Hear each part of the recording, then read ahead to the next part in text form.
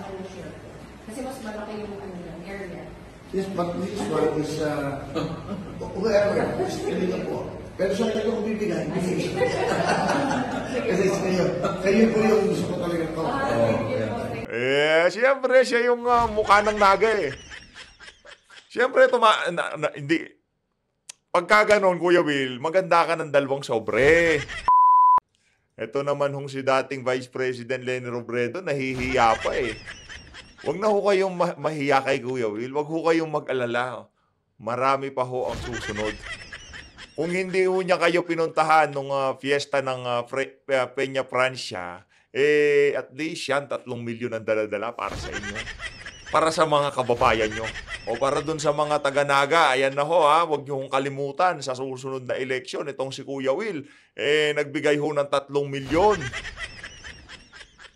Para dun sa mga kababayan natin na sa lanta ng bagyo. Dati ho, pagka nagbibigay ng tulong niya si Kuya Will, ayaw ho niya nagpapavideo. Pero ngayon talagang palong-palong ho siya.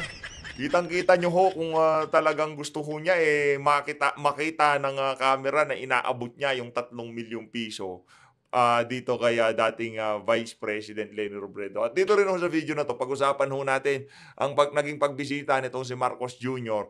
diyan sa mga kababayan natin na salanta, diyan sa Bicol region. Pero kung bago lang ho kayo sa page update, ang like at ang subscribe, masaya na ho tayo dyan sa mga gusto sumali sa ating community. Click nyo na ho yung join button sa baba. Ayun na nga mga kababayan, huwag na ho natin patagalin to. Panuurin ho natin ang nangyaring abutan nitong si Kuya Will at nitong si Nanay Leni Robredo. Ito ho mga kababayan. Kasi kung gabi na siya na lang bibigay sa kanya share ko. Kasi mas malaki yung area. Yes, but this one is, whoever, still po. Pero sa kanya ko bibigay.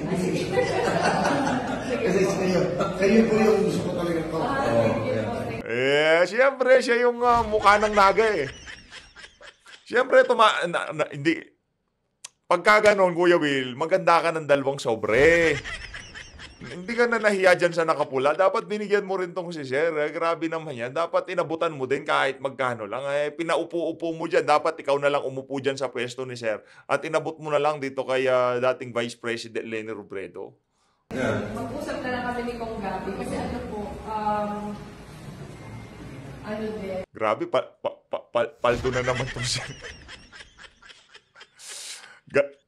Isang kamayan lang, 3 milyon kagad. Hindi, para ho yan doon sa mga nasalanta ng bagyo. No? Hindi ho kay Leni yan. Para ho yan sa mga nasalanta ng bagyo.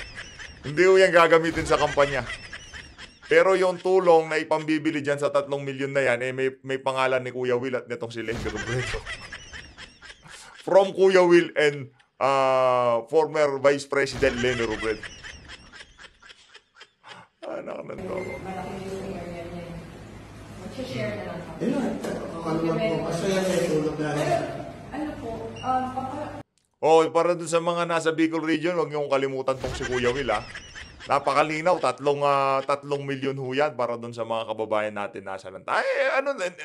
Lahat ng tulong ho na makukuha natin ngayong mga panahon na to, kailangan ho lahat yan. Kaya, salamat pa rin Kuya Will, kahit may kulay politika, yung pamimigay mo na yan. papasend ko na lang yung resibo. Kahit na wala, di ba? Bawal yung sa amin Pero okay lang. Kasi ina-account ko namin lahat. Kung kailangan pa, darating yung panahon ng kailangan. Papasend na resibo, sabi nitong sige, hayaan mo na palit na bagay. Naku, kinilig naman to si Leni. Wala resibo. Sanay ako dyan. Binigyan ng 3 milyon, di nangingi ng resibo itong si Kuya Will. Edi, congratulations, Madam Leni. Hindi ako politiko. During that time ng mga Kung kailan. Baka magkahiningan ka ng mga yan, Kuya Will, ikaw umatras. Pagka daw kailangan pa ho, willing pa daw hong magbigay itong si Kuya Will. Tingnan natin. Ang binibigay ko naman, medyo, syempre, nakikita ko devastated. Mas malaking pera. So, sabi na, ang binibigay ko naman, medyo, syempre, nakikita ko devastated. Mas malaking pera. So, sabi na, Ito, tuloy natin. Nagpapasalamat po tayo kay David na kusang loob, pumunta sa atin, nagbigay ng very generous donation para po sa mga kababayan natin na sa lanta ng bagyo. Mga kababayan yang si Aling Lenny, tumatakbo pa lang ho yan. Hindi pa ho siya mayora. Pero gusto dahil lang mukha ng politika dyan sa Naga, itong si Nanay Lenny, dapat ho iaabot nitong si Kuya Will Ampera dito kay dating Vice President Leni Robredo. Politika ho. Pagka sinabi ni Kuya Will na walang halong politika yung pamimigay niya ng pera niya yan, kayo, nasa inyo na ho yung kung maniniwala kayo o hindi. We are very much aware na ang tagal niya nang ginagawa ito quietly. Kaya sa amin naman po, sobrang grateful kami. Sobrang honored kami na nandito siya in person para ipaabot yung kanyang tulong. And Kong, isa rin po ang distrito nyo sa, sabi po kanina ninyo, mag-share po kayo doon sa blessing. Kong? What's the question? Ayun po, yung pong mensahe lang po. Kaya kami, nagpapasalamat kami kay Senator Willie Revilla. Yun. Ang mahal ho nun, 3 million yun. Tama sabi ni Vice President na first time namin siya nakita. Personally. Kasi kaya first time yung siyang makita kasi dati nasa tabi siya ni dating Pangulong Rodrigo Duterte. Ngayon ho, wala na siya sa tabi ni Tatay Digong kaya nandiyan na siya sa tabi ni Lenny. Ang ginagawa niya, walang publicity. Tumutulong. Walang publicity pero nasa News 5. At natutuwa kami at nalaman namin ang kanyang mother ay taga-Naga. So, welcome sa Naga City. Ayan. Bakit, Sir Willie, bakit po Naga ang napili nyo? Una, doon sa mga sinalanta ng Bagyong Christine, unang-unang nasa isip nyo, tulungan ng mga taga-Naga. Una nga, dito yung nanay ko. Hindi naman ako namimili ng lugar. Kung ano may masasalanta ng lahat ng bagyo, kung po pwedeng tulungan. Nung nakita ko sa news kasi, sa TV5 News ko sa inyo, nakita ko yung talagang baha. Yung inabot ng mga likod doon. Medyo talagang, sa una nga, yung nanay ko tiga rito. Kasi nanay ko, Kuya Will, susunod mong puntahan yan, itong si Elizalde ko, 5 milyon dadalhin mo doon. Hindi pwede pa 3 milyon doon. Tapos isunod mo naman yung si El Rey Villapuerte. Yung namimigay ng pera sa yung nag-boat buying. Yun ang mo, yun ang boat, yung bangka, namimili siya ng bangka. may sakit ngayon, para sa akin ay nadaralin ko yung lugar mo po sa Kapinangan. And then that's why, tumama ng paraan, kay Madam Vice President Lenny, at kasi yung Congressman. At nandito ako, hindi ito para ano pa man, at ito talagang bukal sa loob ko na makatulong sa inyo. In fact, kung gusto nyo akong isama, pagbibigay na rin ko, I'm open. Yun. Willing na willing ho ngayon yung mga panahon na to, itong si Kuya Will, na sumama sa mamimigay ng ayuda. Hindi naman ako nandito para ano pa man. Talagang gusto kong makidamay. Dumamay sa ating mga kabayan. In fact, hindi na naman ito. Nakita naman natin yung nangyari mo sa Batangas. At parang may tumawag na rin sa akin, mga board members, Dr. Member natin, tulungan mo kami, please. Ayun na nga mga kababayan, dito sa bahagi ng video natin na to. Pakinggan naman ho natin ang banat nitong si Mr. Real Talker diyan sa nangyaring press con nitong si Marcos Jr. kaninang umaga. Well, that's important. But again, the bottleneck here is yung level ng tubig. Hanggang bumaba, marami tayong hindi maaaring gawin. Huh? But kailangan lang, ngayon, kaya dahil wala tayong sistema, mag-aantay lang tayo. Oh my God. Kawawa naman ang tao. Wala silang standby lang sila, walang trabaho, walang ano. Teka lang, AI ba yun? AI ba yun? Or totoo talaga yung sinabi ni PBBM? Parang AI eh. Kasi kung totoo, ay, Diyos ko. Mr. President, huwag ka na lang sigurong magsalita ng kung ano-ano. Ganyan na lang. Kasi ako din yung naaawa sa iyo eh.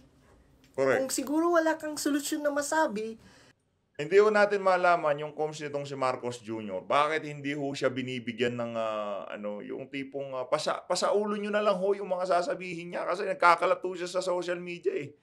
No, pinagpipiestahan ho siya ng mga yung mga trolls wala naman hong mapagpipiestahan kung wala naman sasabihin tong si Marcos Jr. Kaya para dun sa comms nitong si Marcos Jr. Ano niyo ho? Kausapin niyo nang mag-usap-usap kayo kung ano yung magandang sabihin nitong si Marcos Jr. Hindi yung pagkaharap sa kanya ng camera, bibira siya. Kaso yung mga bira ho niya, hindi ho tumatama eh.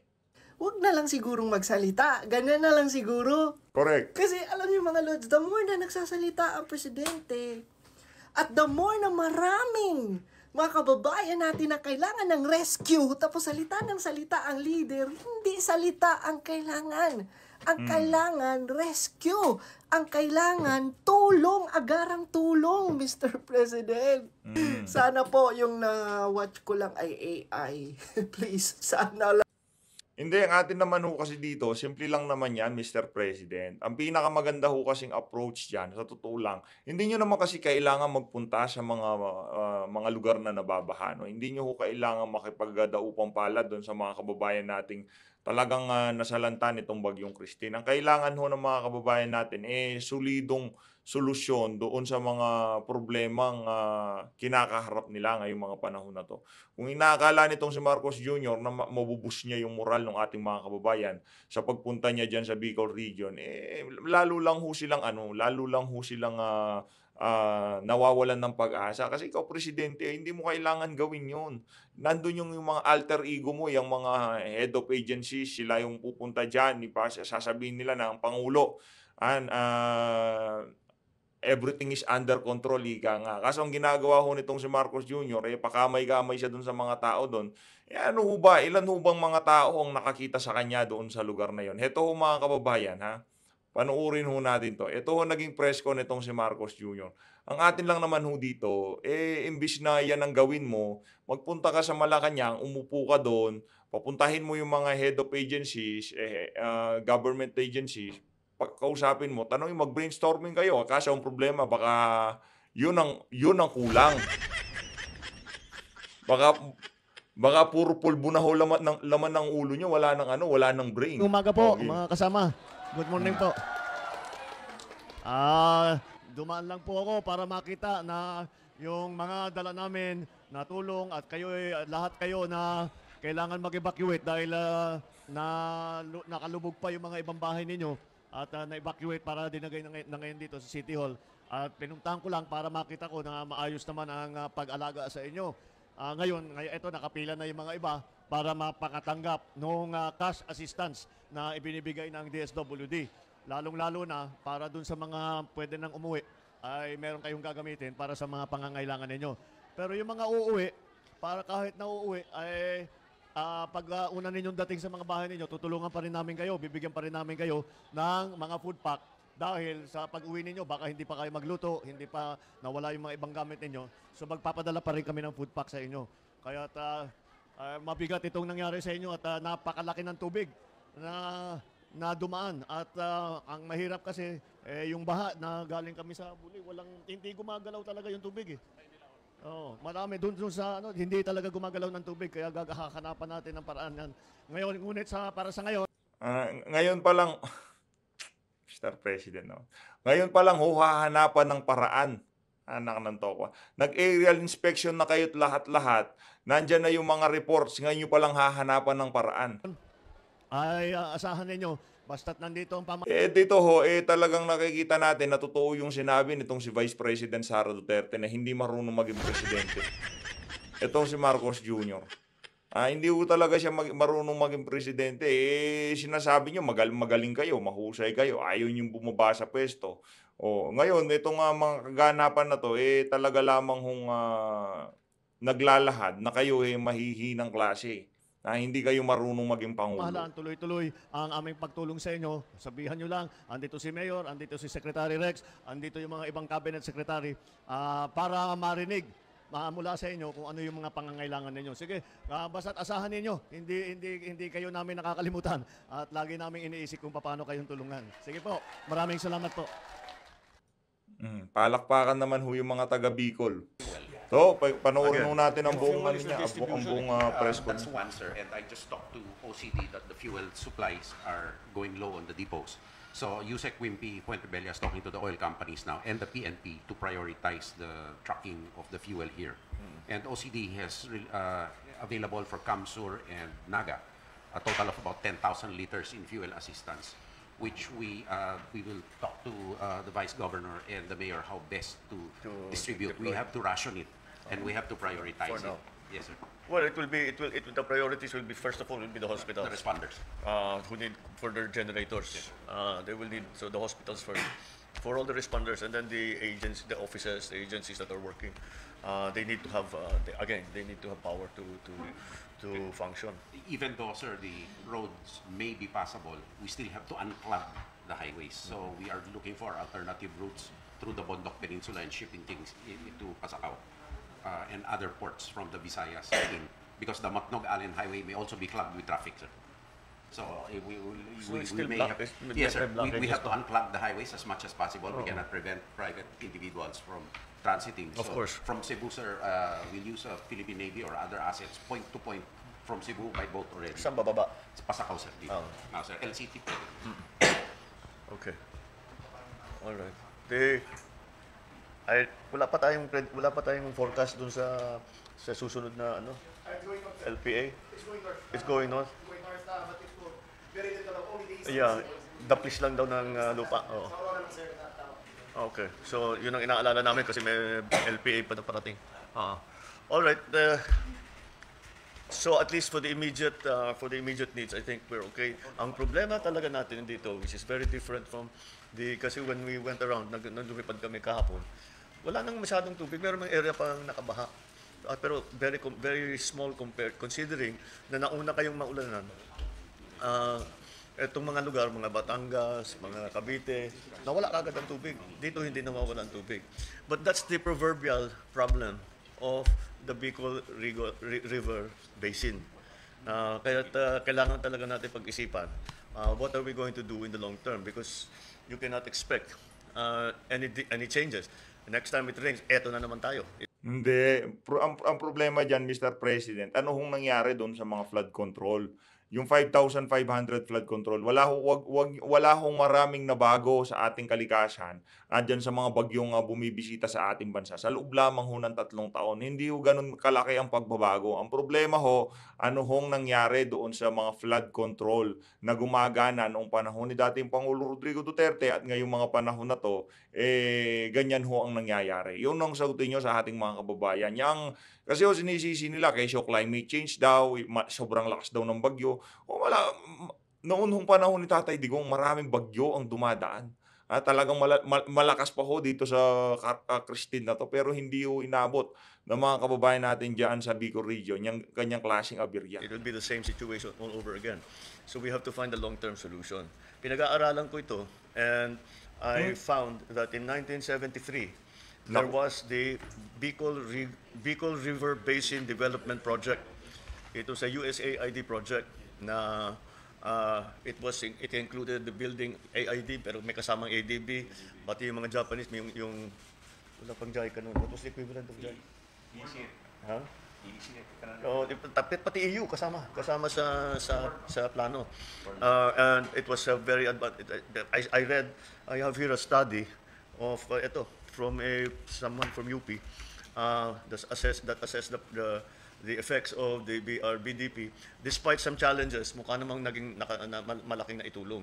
Yun lamang, hindi natapos. In 1986, when the government changed, nawala na yung project. So, basta't natigil. So we have to revisit it now. Iba na ang conditions ngayon. With the advent of climate change, yung rainfall ninyo was double Ondoy. Halos doble ng Ondoy ang umabot dito. Kaya 1 meter nga, hindi ba? We talk about several inches of water. Dito 1 meter. 1 meter of water was deposited in the region altogether, sa buong region, more or less. So we have to. Alam ko may studying ginagawa ang Public Works tungkol dito. Yes, Mr. President. Under the Philippine-Korean Project Facilitation Project, yung Bicol River Basin Flood Control Project was already updated only this July, in July 2024. Okay.